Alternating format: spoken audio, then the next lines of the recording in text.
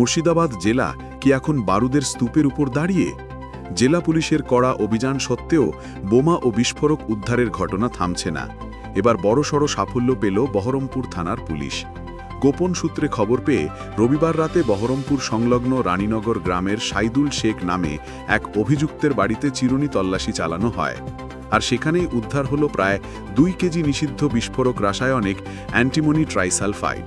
এটি বোমা তৈরির অন্যতম মূল উপাদান। এটি মজুত রাখা আইনত দণ্ডনীয় অপরাধ। পুলিশ সূত্রে খবর, অভিযুক্ত সাইদুল শেখের অতীত অত্যন্ত সন্দেহজনক। তার বিরুদ্ধে এনডিপিএস এবং বিস্ফোরক আইনে একাধিক মামলা রয়েছে এবং তিনি সম্প্রতি জেল থেকে ছাড়া পেয়েছেন। অভিযানের খবর পেয়েই সাইদুল এক মহিলাসহ পরিবারকে নিয়ে বাড়ি ছেড়ে পালিয়ে গেছেন। পুলিশ এখন পলাতক সাইদুলের খোঁজে তল্লাশি চালাচ্ছে। অভিযুক্তের বৌমা এবং প্রতিবেশীরা দাবি করেছেন সাইদুলকে ষড়যন্ত্র করে ফাঁসানো হচ্ছে। আমরা কাল ছিলাম না, আমরা একটা অনুষ্ঠানে গেছিলাম, কিন্তু আমরা যখন এবার আসি তখন দেখি যে পুলিশগুলো আছে এখানে। আমরা আসলাম তখন আমাদেরকে বললো কি আপনি কে? তা আমি বললাম কি যে আমি বোমা হচ্ছি। তা ঘরে তালা মারা দেওয়া হলো। তা আমি বললাম কি যে কী কারণে? তা বলছে এরকম এরকম ব্যাপার। তা আমি বলছি যে ইনফরমা দিয়েছে আপনাদেরকে এটা সেই রেখেছে। আমরা কাল ছিলাম না, আমরা 10টার পর বাড়ি থেকে বেরিয়ে গেছিলাম।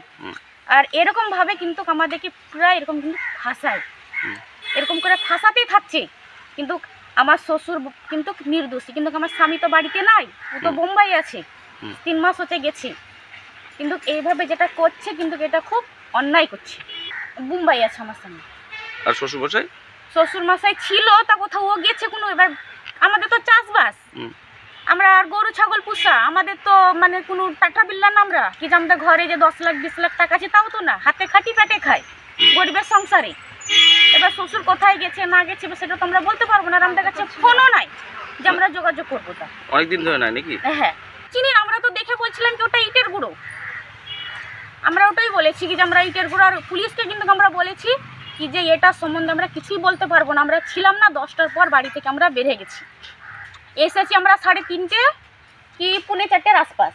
আমরা এই টাইমে এসেছি বাড়ি। কিন্তু অফিসারকে আমরা বলেছি যে আপনাদেরকে যে ইনফরমা দিয়েছে সেই রেখেছে, নাহলে আপনারা ডাইরেক্ট বাড়ি এসে ঢুকে এদিক ওদিক আপনারা দেখতেন, কিন্তু দেখেননি, সোজা ওই দিকে গেছেন, ওখান থেকে বলেছেন যে এখানে এটা পাওয়া গেছে। বোমের মশলা উদ্ধার করা গেছে। সেই টাইমে তো সাইদুল শেখ তো ছিল না বাড়িতে। হ্যাঁ, যার বাড়ি তিনি তো 10-12 দিন থেকে বাড়িতে নেই।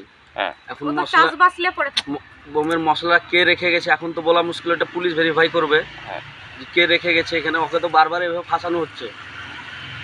বারবারও তো নিজের কাজ নিয়ে নিজের কর্ম নিয়ে ব্যস্ত থাকে, বারবার ওনাকে এইভাবে ফাঁসানো হচ্ছে। হ্যাঁ, এর আগেও একবার বিনা কারণে পুলিশ কেস করে এসে বিনা কারণে তুলিয়ে নিয়ে চলে গেছে। এটা সবই ষড়যন্ত্র। হ্যাঁ, এটা আমি দেখলাম, মাঠ থেকে আসলাম, দেখলাম পুলিশ এটা উদ্ধার করলো। আর এখানে তো এমন কিছু না, আর ও তো কিছুই করে না, মাঠে থাকে, ওপর ডিউটি কাজ করে এই সমস্ত।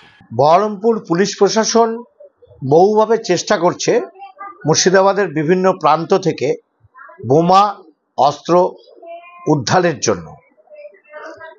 রানীনগরে সাইদুল যার নাম বলছেন, ও এর আগেও এনডিপিএস আসামি।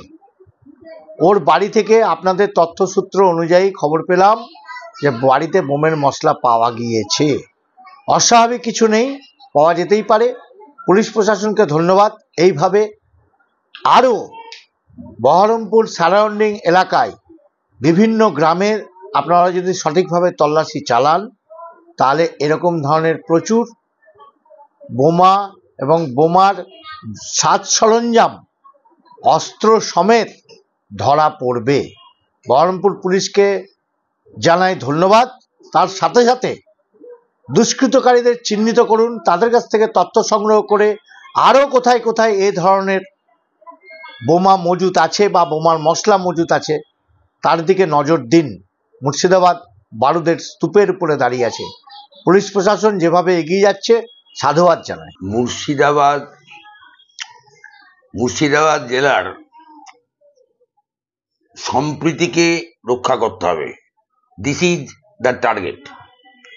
এইটাই লক্ষ্য যে মুর্শিদাবাদ জেলার সম্প্রীতিকে রক্ষা করতে হবে। মমতা বন্দ্যোপাধ্যায়ের সরকারের সেই লক্ষ্যকে কার্যকর করতে এই জেলার পুলিশ প্রশাসন, যার মাথায় কুমার সানি রাজ, তিনি পদক্ষেপ গ্রহণ করেছেন 2-4টে লোকের জন্য। লক্ষ লক্ষ হিন্দু মুসলমান আমরা ভালো আছি, এটাই আমাদের ঐতিহ্য, ট্র্যাডিশন। 2-4টে লোকের জন্য, ভেরি ফিউ, তাদের জন্য সেটা বিনষ্ট হয়। সেইটাকে তাদেরকে যেখানে জায়গা হওয়া উচিত সেখানে তাদেরকে রাখতে হবে, অর্থাৎ জেলে থাকবে তারা। বোমা, পিস্তল এই জেলার সম্প্রীতিকে বিনষ্ট করবে, এটা পুলিশ প্রশাসন, মমতা বন্দ্যোপাধ্যায়ের সরকার কিছুতেই মানবে না। যেই হোক না কেন তাকে জেলে যেতে হবে।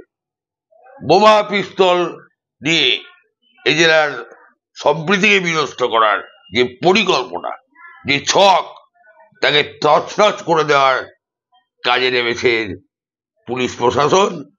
সেই পুলিশ প্রশাসনকে আমরা অভিনন্দন জানাচ্ছি, অভিনন্দন। এটাই মানুষ চাইছে, মানুষ যেটা চাইছে সেই কাজটা করতে হবে।